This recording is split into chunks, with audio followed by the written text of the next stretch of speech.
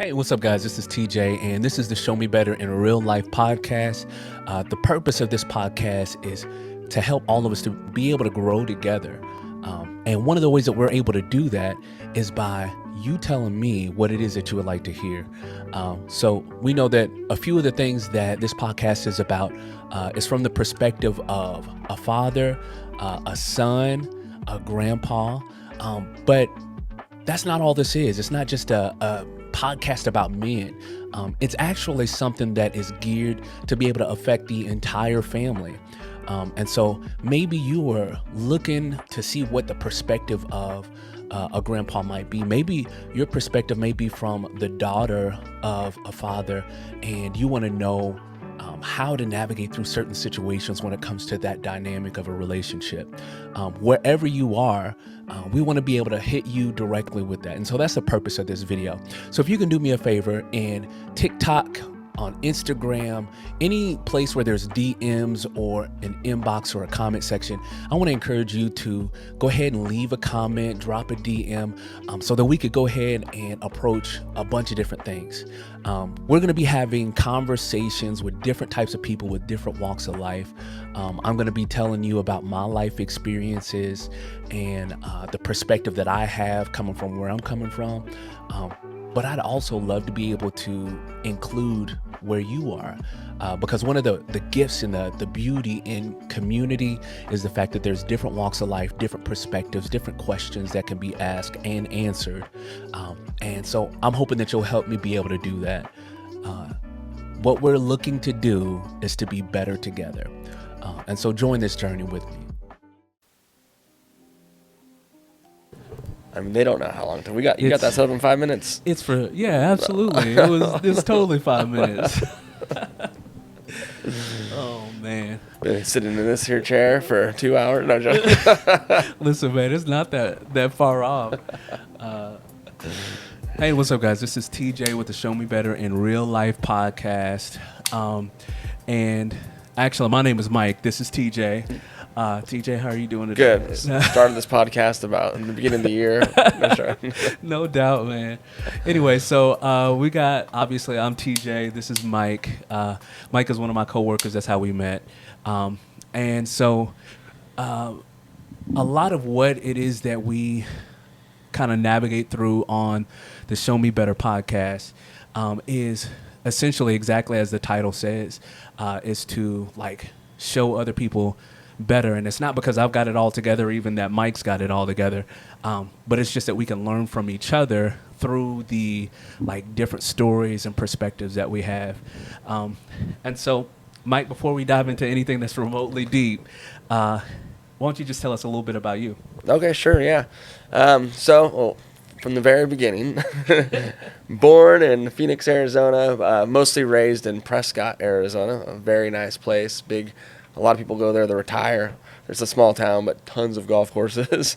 But was raised there, and then went through obviously school, elementary, high school, junior high, and then went to college in Ohio, a Bible college there called World Harvest, now called Christian Valor or something like that. And then went to Leadership College in Springfield, Missouri, or Ozark, and then Central Bible College. And then through that time, I worked through a couple different churches, worked in some kids ministries, was a nanny, dated some people with kids, so got a little bit of parenting experience before I ever had kids. And now I have 2 kids of my own, and still navigating fatherhood, and I love it. I love having my 2 boys. They're a blast. And so I feel like I was blessed with some pretty easy kids as far as like behavioral wise and stuff like that, and we have a lot of fun together. So that's like the fast version. Yeah, that's awesome. Yeah. So we'll slow it down a little bit. We'll slow it down a little bit.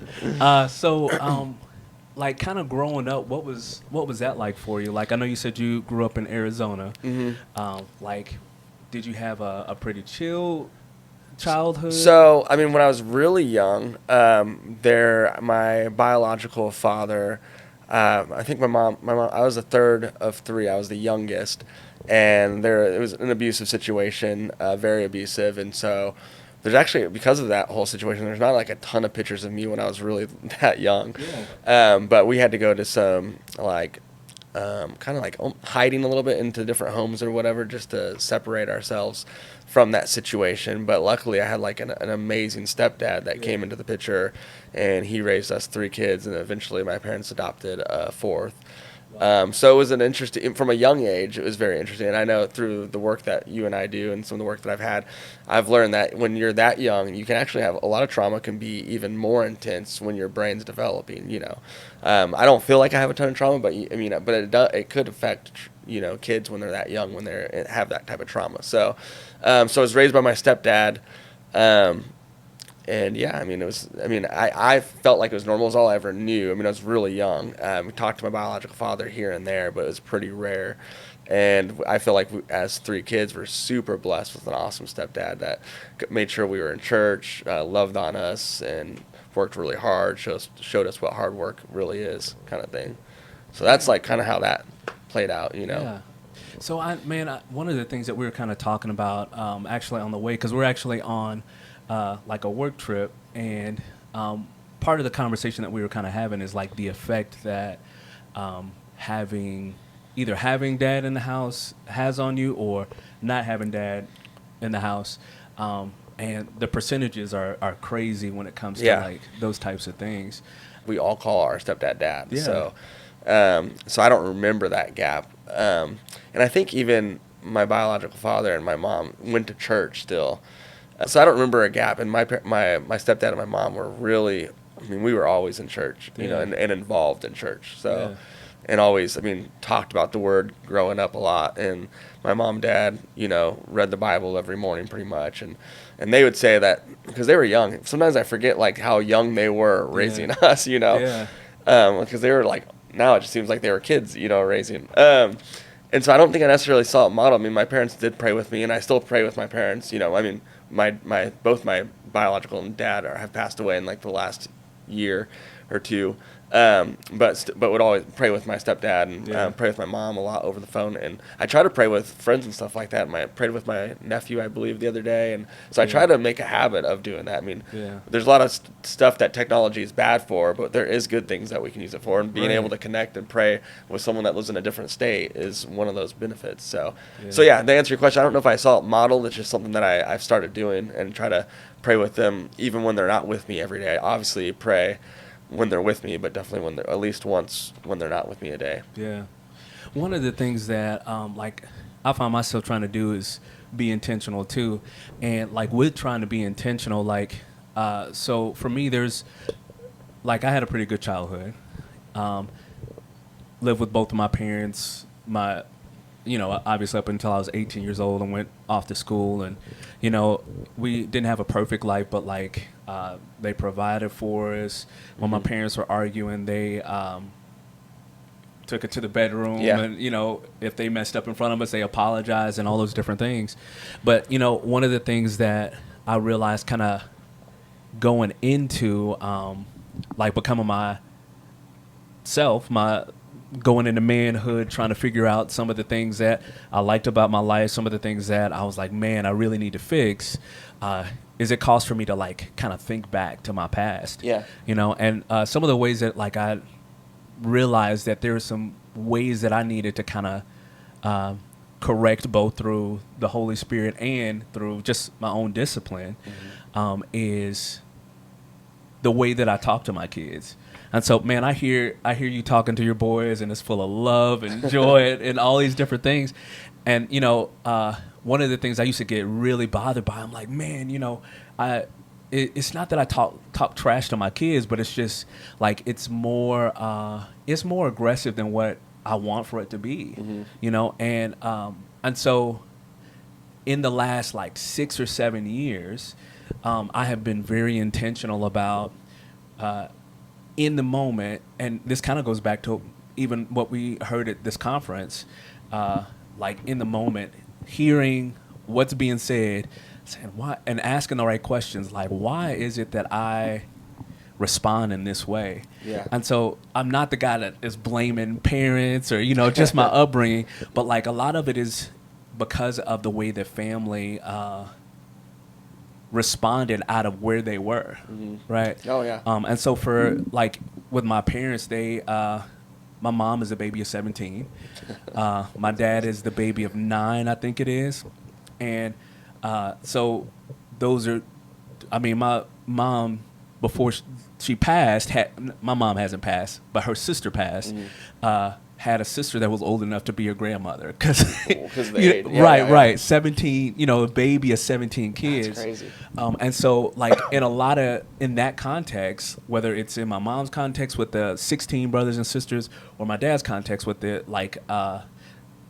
8 other siblings, right, there was a lot of, they had to take care of each other because of the wide variety of family members. And so there wasn't a lot of time for, like, oh, how do you feel about you know what I'm saying? Right, like you said 17 on your mom's side? Yeah, 17. I thought 6 was a lot, so 17, man.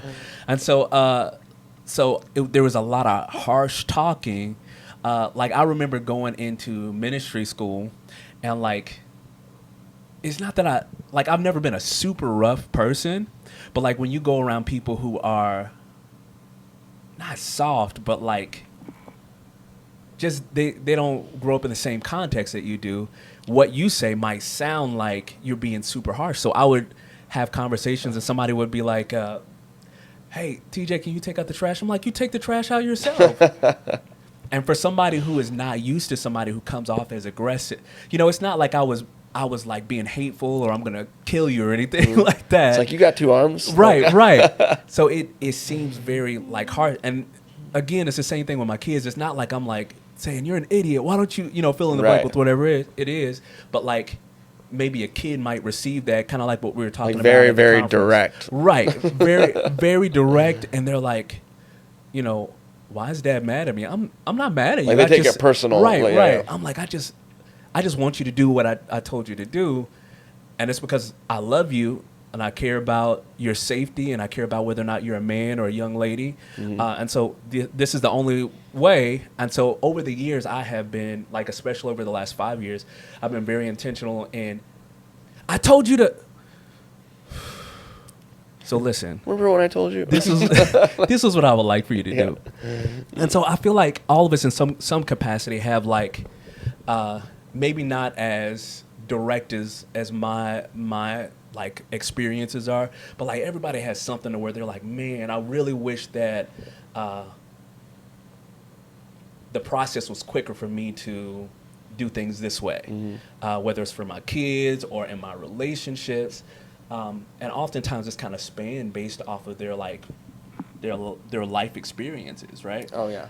And so that you can think of, is there like maybe 1 or 2 things that maybe looking back that you think maybe would have helped you have better expression of emotions, better relationships, better view on your identity, whatever it might be? Well, as far as like raising kids, something they mentioned at the conference too. One of the things that I wrote down is remembering how we felt when we were young. Yeah. Like, because I actually had a lot of frustration.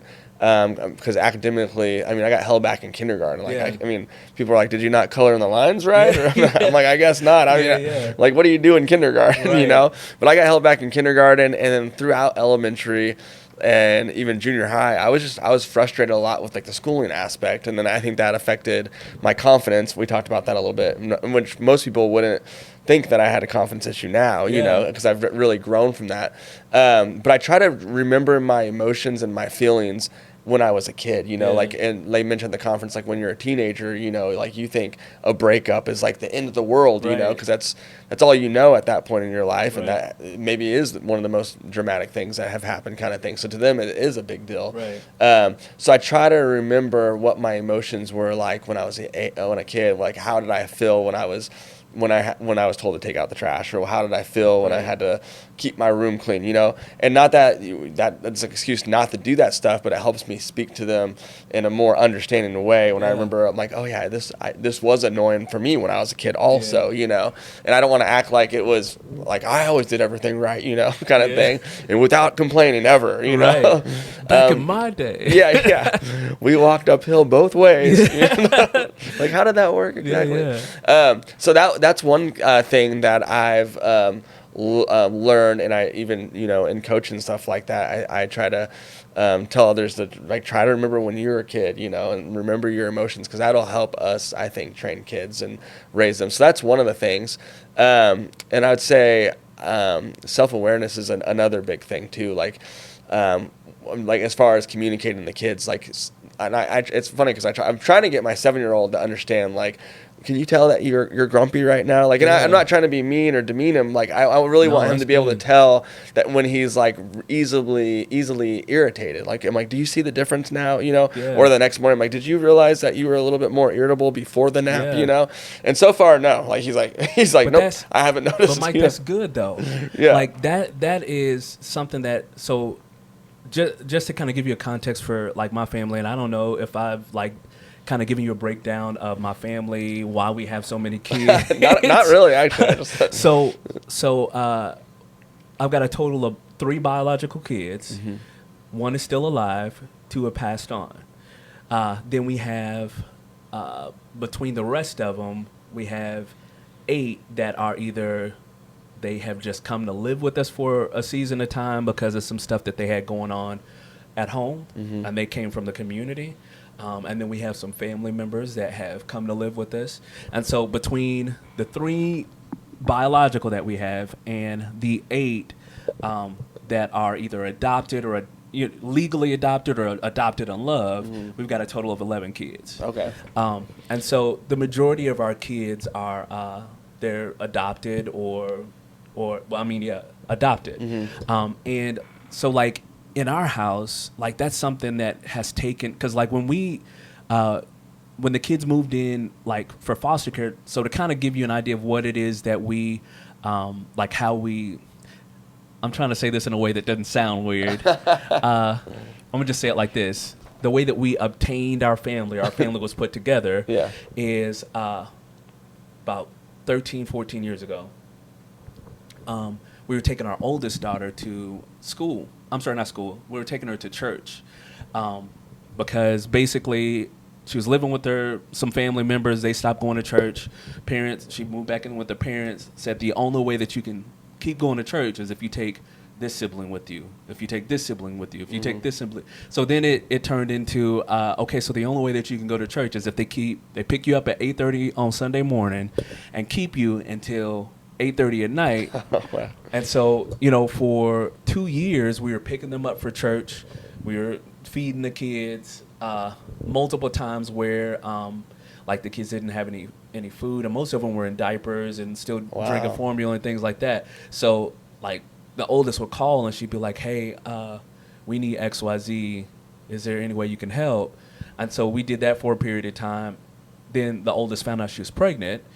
This is a known story, otherwise I wouldn't be telling it.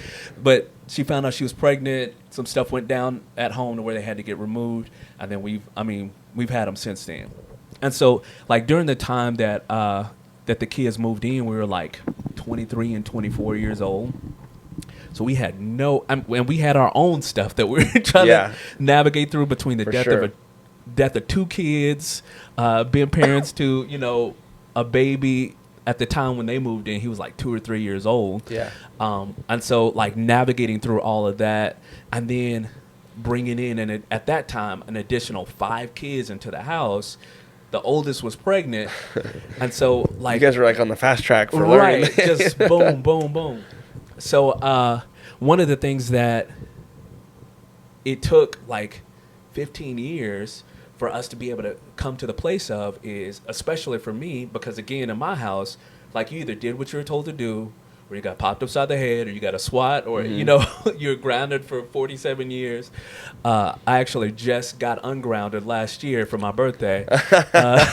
No, but like, going from that type of structure to where like people with trauma is different. And like, obviously all of us have some form of trauma, right. But when you have a special type of trauma where the parents were leaving and they were gone for days at a time. I left a 15-year-old with a 2-month-old, a 4-month-old. Right. Down the line, we even heard about it today about how neglect has, in some cases, even deeper of an effect. Right.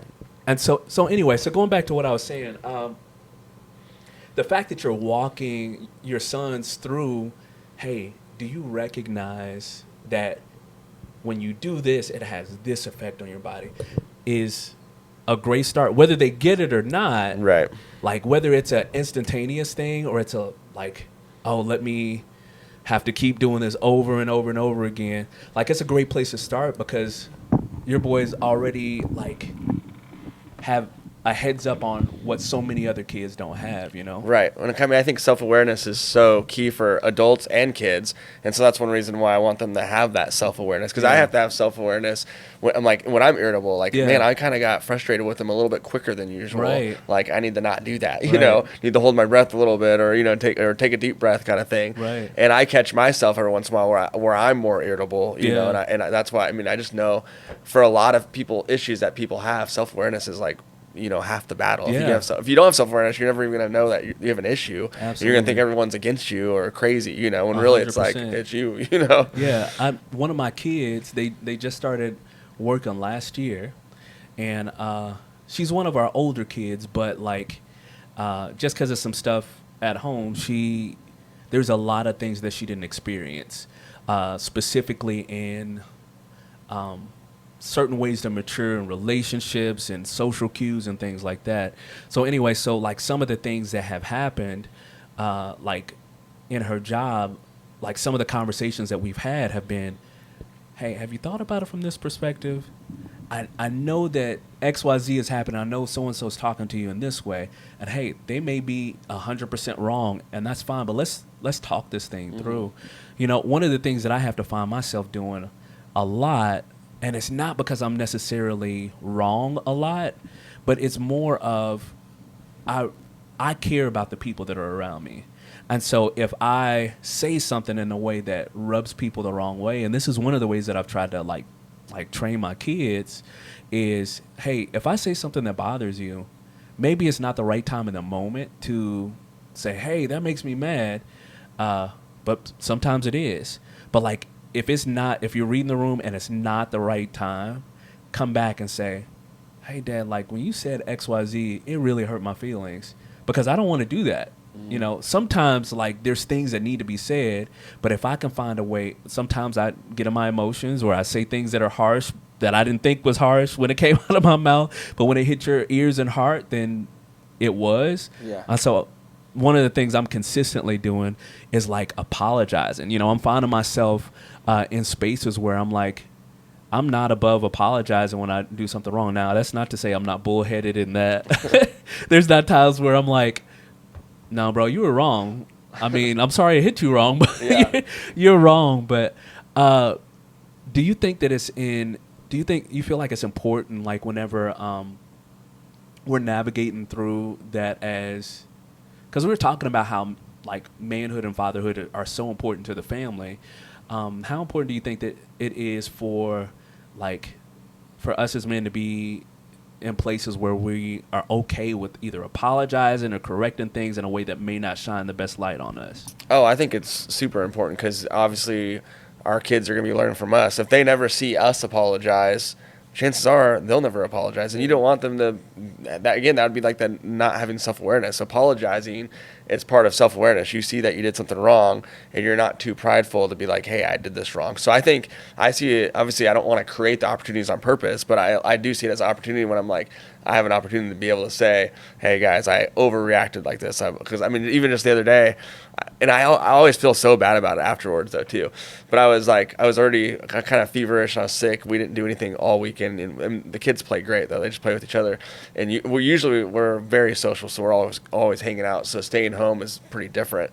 But we're staying home and I'm mostly just on the couch. They're playing. And then my son's drinking and he spilled some water, which isn't a big deal, you know. I'm like, Corbin, but I'm like, what are you doing, you know? And then so he's cleaning it up, you know, and I'm already like, it's not a big deal because I'm backtracking a little bit. I didn't get too mad at him. Yeah. But like probably like moments later, I had like this foot massager that came in a box or whatever. And it's a box I was planning on keeping, but like hindsight, like I think I threw it away today or yesterday or today. Like I didn't need it. But my son was sitting on it and he like crushed it, you know. I'm like, what are you doing? What are you doing? And I'm like, go to your room. Yeah. And it wasn't a time where he needed to go to his room really. It was just too much happened really quick and I was sick, you know. Right. And my young youngest, man, like I don't get on to my kids that much. I mean, it doesn't seem like they do enough for me to get on to him. Yeah. But he just started bawling, and I'm like, but and then I was like, no. Like he was in this room for like 2 seconds. I'm like, buddy, come here. Yeah, yeah. And so I explained it was just, I'm like, I'm sick. He just did that, and then this happened, you know. Yeah. And I was like, I overreacted, you know, you didn't need to go to your room. I'm sorry. And he's just like bawling, like, I'm sorry. Yeah. I'm like, buddy, it's not that big of a deal. Right. Trying to explain to him that it was not really that big of a deal. It was just a Yeah. lot that happened at once, and I didn't Right. feel good, you know. So I mean, that was apologized, you know. Yeah. And so that was a situation to where it's like, at least they got to see me that I do apologize, that I'm not perfect, you know. I want to be their 100%. hero, but I'm still not perfect. Right, you know? right. And I think those types of moments are so important too, though, man, because like you said, if they don't see that example, it's not, man. And I don't ever want to downplay like the importance of a good mom being involved and showing kids so many different things, you know. But like in moments like that, even for both parents, like I think it's important for us to not be like. Here's just an experience that I have is, or I'll say that I used to have a lot more, is like I felt challenged or disrespected, like if my kids used to ask certain questions. And so I'd be like, they'd be like, I'd say, hey, I don't, just a random example, I don't want you to jump on the bed. And they'd be like, well, why? And I'm like, what do you mean why? Don't ask me why. It's because I said so.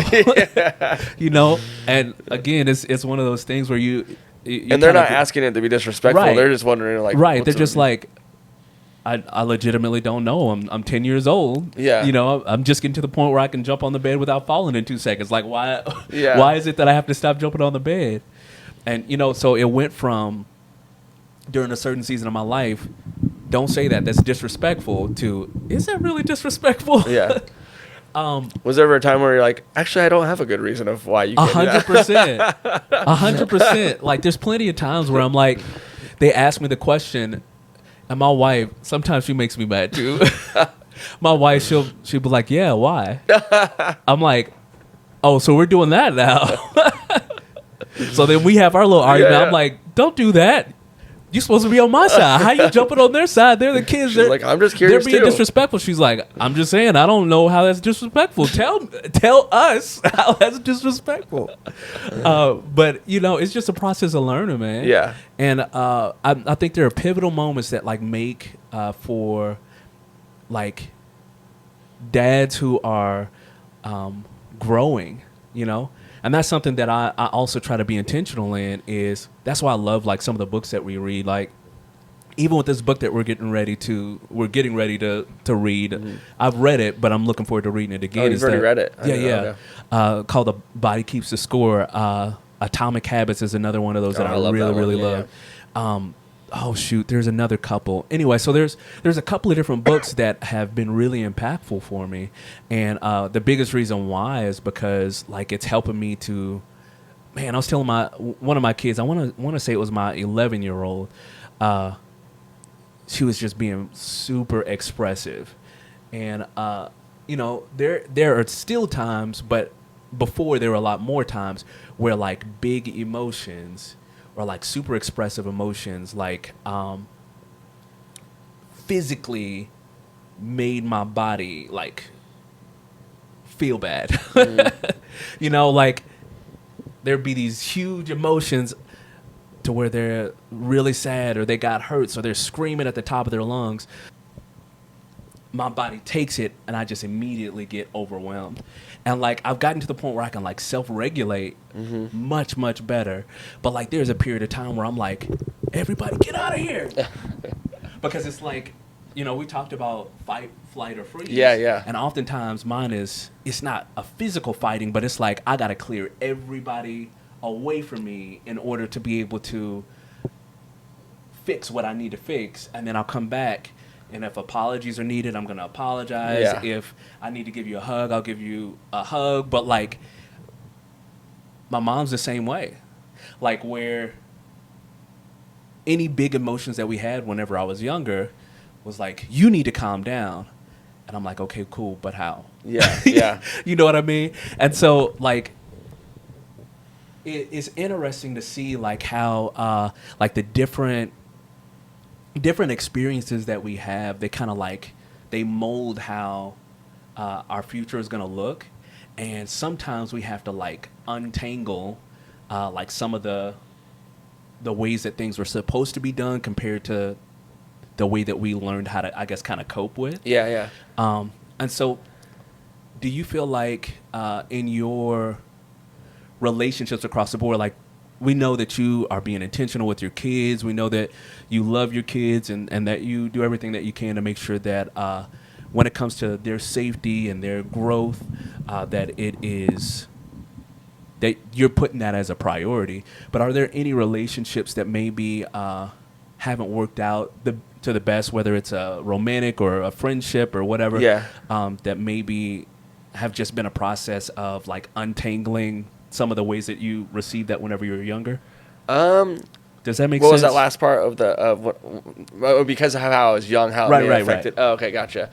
I'm not sure. I mean, obviously, I do have two kids, two different moms, so I've had relationships that haven't worked out. Right. I would say, and people. I mean, it's kind of a common phrase, but like a savior complex. Yeah. So I had a stepdad that came in and like totally saved us, you know, and I feel like I've kind of gone off after people that I needed to like help, or I felt like I needed the help.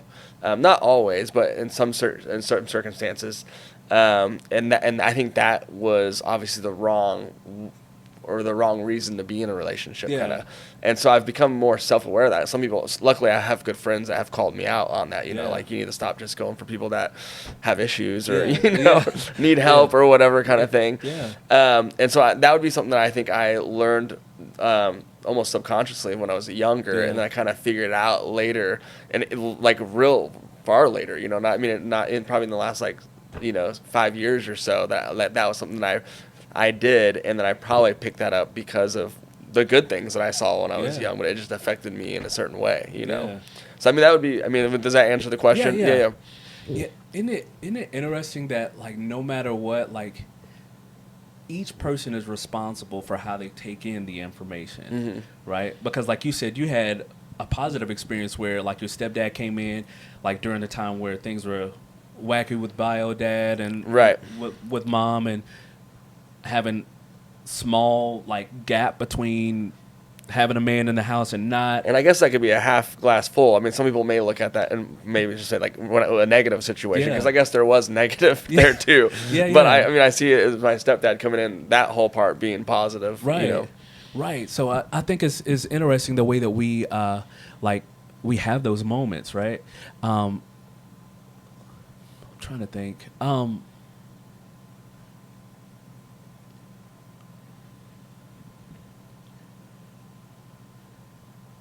What do you think is a positive thing that you got from watching like your mom as you have, I mean, where you're at now, from the time that you were younger until now? A positive thing, I mean, definitely them. I mean, us being in church, you know, but also like, I think it's kind of hard to remember, but I think we were raised in a church that went over verse by verse kind of thing. Yeah. But I think we had Bible studies at our house, like hosted Bible studies, and like I think even my parents just spoke the word to us a lot, and we had like conversations about the word and the Bible and stuff like that.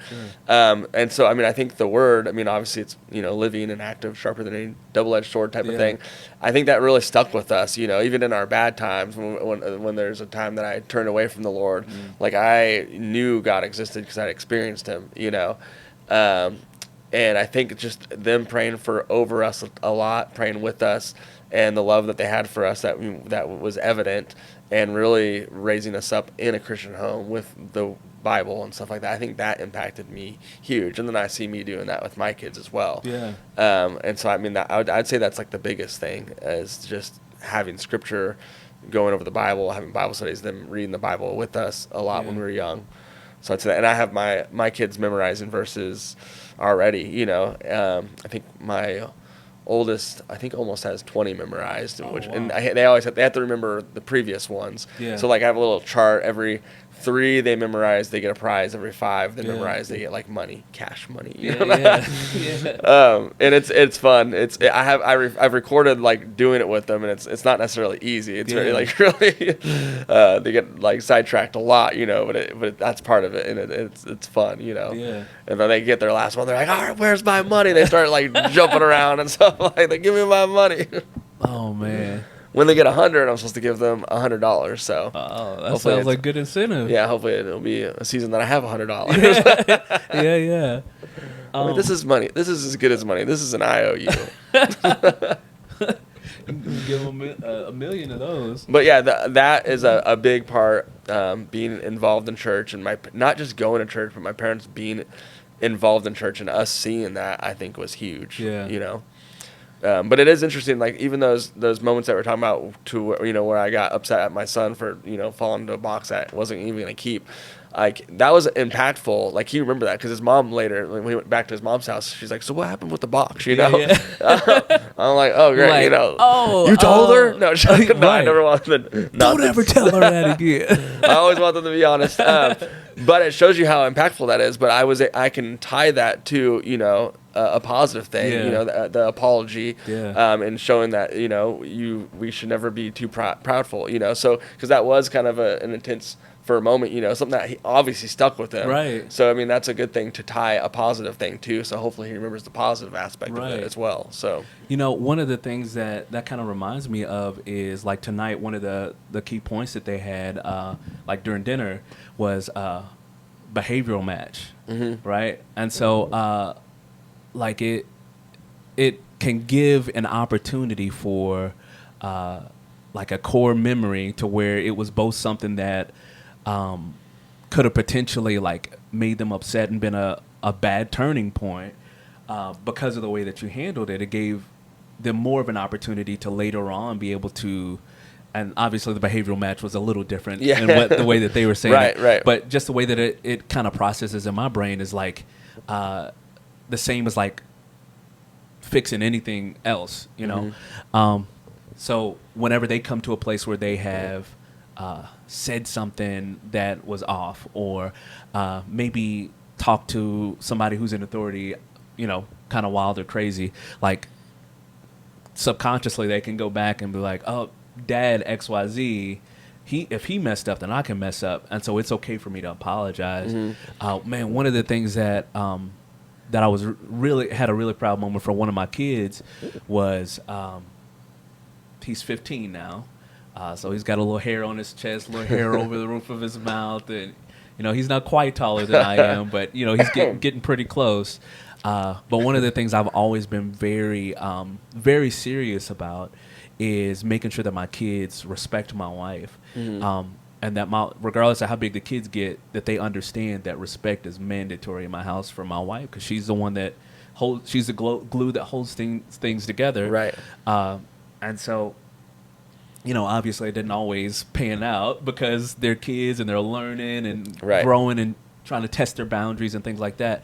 But one of the really proud moments that I had with one of my boys was like he had stayed up till 2 a.m. playing video games the night before, had to get up early the next morning for basketball practice, had a terrible day at school, had failed the test. I had gotten on him because he failed the test as he was getting out of the, whatever. And I'm like, you can do better than that. If you had to handle business the way that you're supposed to, you may have had a different result. And so he's already upset because Dad's upset with him. He, had a rotten day because the teachers was talking to him crazy. Yeah. So he comes home and I'm like, get in there and study and blah, blah, blah. And so my wife was like, hey. And he's like, what? And I came around the corner like, what did you? He's like, I'm going to study, and walks off. So I'm going to walk down the stairs to talk to him. Yeah. And my wife's like, hold on. Just hold on. You need to calm down, and then you then you can talk to him. Right. And so, took about 10 minutes and was on my way down the stairs to have a conversation with them. And I've seen YouTube videos where they do that as a prank to see how the dad reacts. My kids did that to me. This that was like that time. That was real. Yeah, this was real life. This was real life. So he, before I get a chance to open my door, he knocks on the door, and he's like, "Mom, I'm so sorry.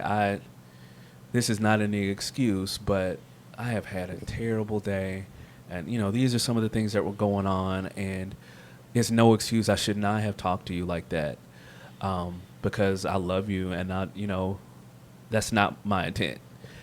And I'm like, so I let him say his piece, and I sat down, and I'm like, okay. Yeah. But it's like moments like that. That's good that you gave him that 10 minutes too. Right. It wasn't intentional. Trust me. Yeah. No, man, one of the gifts of being married to somebody who has a heart, the same heart that you do, and I've told this to multiple people. There are a couple of like major goals in my life. One is to serve God with all my heart, soul, and strength in such a way that it inspires other people to be able to do the same. Another one is to be the best husband that I can possibly be. Mm-hmm. Another one is for my kids to know God and at least have an opportunity to follow him faithfully in the most authentic way, because they've seen me live authentic. Right. But another one of those goals is to be able to put my kids in positions to be able to be successful in multiple different ways. And so like that is the framework for how I like live my life in every capacity. Mm-hmm. So even whenever it's easy for me to be like, oh, I've got this wall that I can hide behind and say, I'm dad. I can, fill in the blank, or I so-and-so. And my wife is the same way. She's like, even in the times where we have like arguments or disagreements, it's like, hey man, I want to remind you, I love you. Yeah. And so it's really cool to be able to not only have that, but also like model that for my kids. And I think one of the things that people can like gain the most from every part of our life is authenticity, man. Mm-hmm. And so for sure, as we're kind of wrapping up, if somebody was asking Mike, you've come to this place where you are in your life. It seems like you're happy. It seems like you're doing some of the things that you really enjoy doing, including raising great boys and continuing to follow the Lord in as passionate a way that you possibly can. How can I make steps to be a man like Mike? Definitely praying, staying in your word. I have a lot of favorite verses, but a verse that I try to remember frequently is one of them is Psalm 27:4, and that's just about being in God's presence. It says, "One thing I ask the Lord, this is what I seek, that I may dwell in the house of the Lord all the days of my life, to gaze upon the beauty of the Lord and to seek him in his temple." Yeah. And it's 27:4, but I always try to remember it like 24/7. Like I want to live out 27:4. I'm like, why didn't he just make it 24/7? That would have been, I want to say it would be better, but it seems like. But so that's one of them. But another one is, if anyone would follow me, he must deny himself and take up his cross daily. Hey guys, so sorry to interrupt the video. Unfortunately, the video shut off early, and for some reason I couldn't get it to pull back up, but that's just a part of the podcasting game, I guess. But anyway, so kind of the way that it ended up, Mike gave some great advice, essentially saying the way to become a man of integrity as well as character is to be a man of God, to be somebody that dives into his faith in a serious fashion. It was a great conversation all around, and I want to let you guys know I appreciate you watching and listening to this podcast. If any of the things that you heard in this podcast either touched your heart or you feel like added some value, I want to encourage you to share, and then also type in the comments. Also, just whenever you get a chance, go ahead and make sure that you subscribe to both the Spotify and the YouTube channels. And then for Mike, Mike has got some awesome content that he does with his son that's really interesting, is worth a watch. And the majority of his stuff is on Facebook. And so I'll go ahead and link his stuff below. But once again, I appreciate both Mike and you guys for listening and him being on the podcast. And I look forward to next time.